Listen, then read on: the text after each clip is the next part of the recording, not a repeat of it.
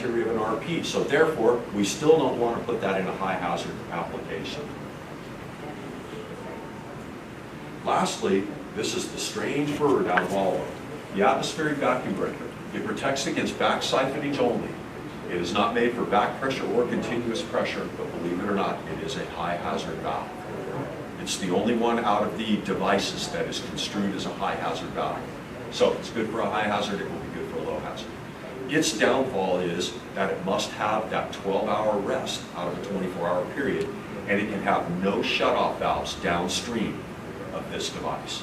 So therefore, again, it limits itself. You see it typically on irrigation. How do you test that one? You don't. You just don't.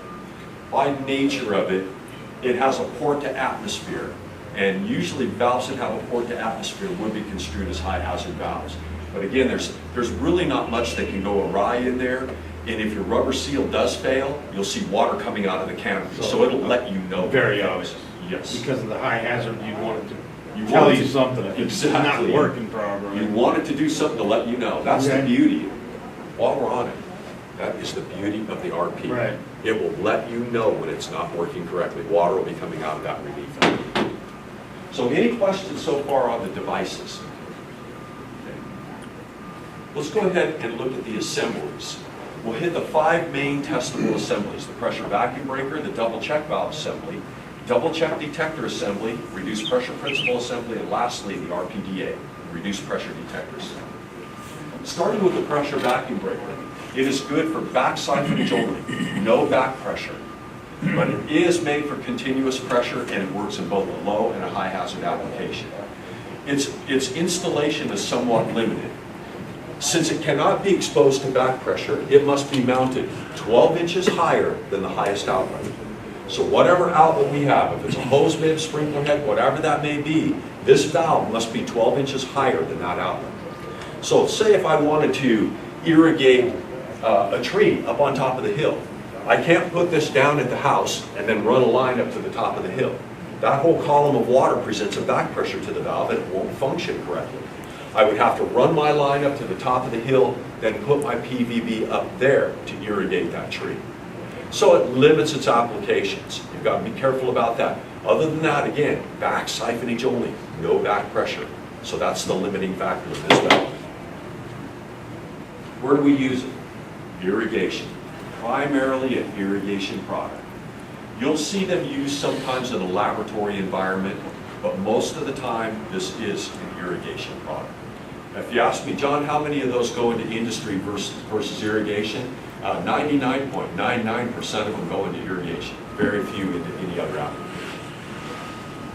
Looking at the double check valve assembly, it works for both back pressure and back siphonage. It is a continuous pressure valve, but it has no port to atmosphere. Therefore, it's going to only be good for a low hazard. It should never be exposed to a high hazard. Where do we use the double check? Quite frankly, in all market segments. Irrigation, plumbing, waterworks, industrial, fire, and medical. If we're dealing with a low level of hazard and we have no use for an RP, this is an acceptable valve. It will work, and there's a lot of applications where we don't have anything downstream that can be construed as a contaminant. If we're only dealing with pollutants, that valve will be acceptable. Now, we are somewhat unique in that we all reside in the state of California, and we are an RP state. But there are a lot of other states in the union that will utilize all of the backflow assemblies and devices. We just tend to hover on RPs here in California because we're kind of ahead of the backflow game versus the remainder of the country. We know that levels of hazard can change, let's put it in RP. The double check detector assembly. This valve will protect against both backflow conditions. It's still a low hazard valve and a continuous pressure valve. It's used in fire protection. Can you all see what it is? We have, with this valve, you've got a large diameter backflow preventer, double check valve, and in parallel with it, I have a smaller double check valve and a water heater. The spring loading in the big valve is slightly heavier than that of the small valve. The first 3 gallons per minute will flow through the bypass assembly, causing that meter to spin. When I exceed 3 gallons per minute, the big valve opens up and begins to flow water. At that point in time, the meter will still continue to spin, but it no longer gives me an accurate registration. So what this valve is for use in fire protection systems because they're unmetered. They don't put a meter in that line. Therefore, that line is very susceptible to water theft or water leakage, and nobody would know it.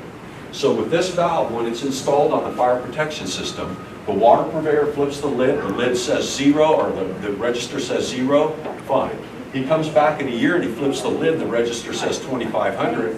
He says, Krupka, you're either leaking water in your fire system or you're stealing water from me. You better fix it. If I come back next year, I'm going to make you put a master meter on that 6-inch line. And we charge $80,000 for that meter. So you can see Mr. Krupka then will start paying for his water, not stealing from that fire line real quick. So it's just a method of determining that water has been used in that fire protection system. Any questions? I have a question.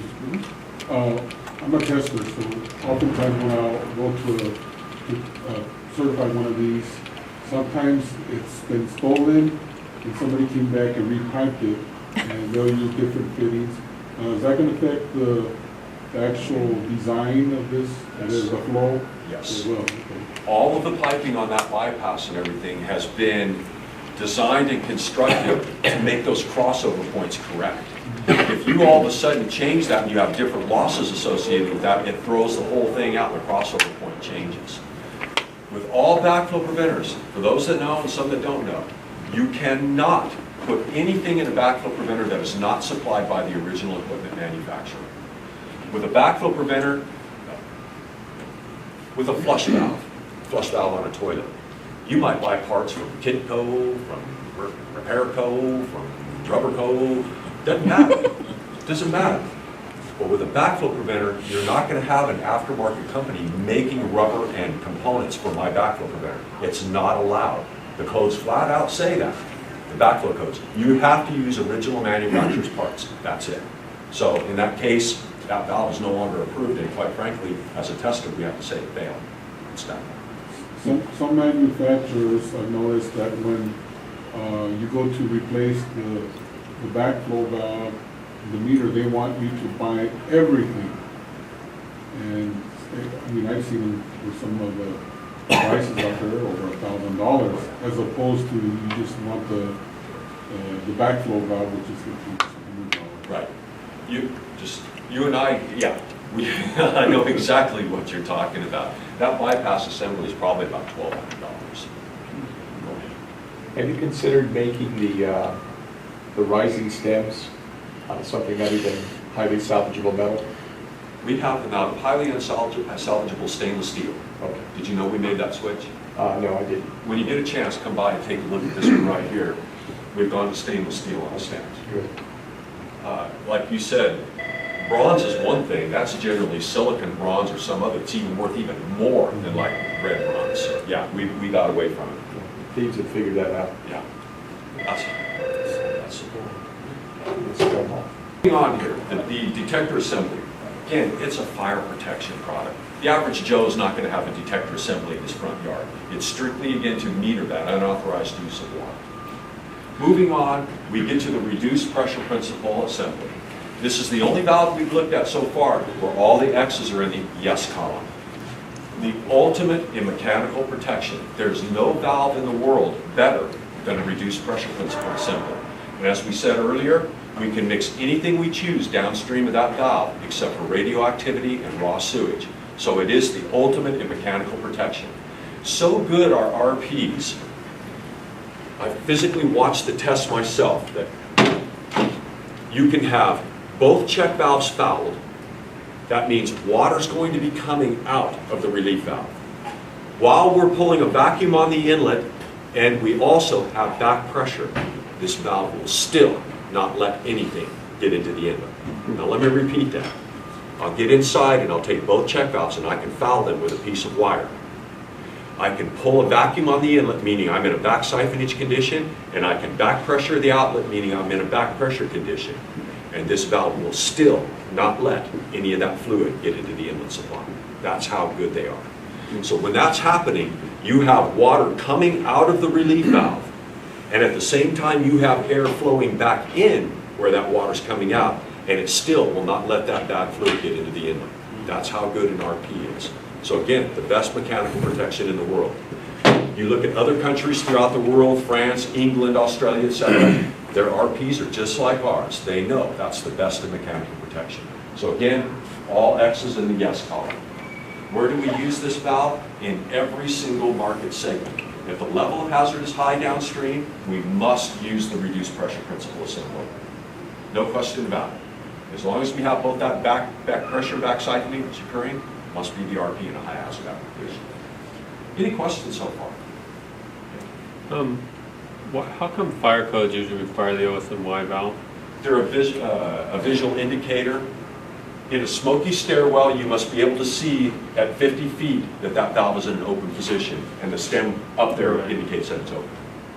That makes sense? Yeah. Okay.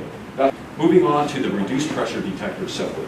It works the same way as the DCBA. It's metering that unauthorized use of water in the fire protection system. But this is going to be used in a fire system whereby I have a high hazard. I've got glycol in these lines, or foaming agents, or wetting agents, something like that that's hazardous to our health. We would use the RPDA. So that kind of covers the 4 basic valves. Any questions about where we're at so far? Feeling good about it? Okay.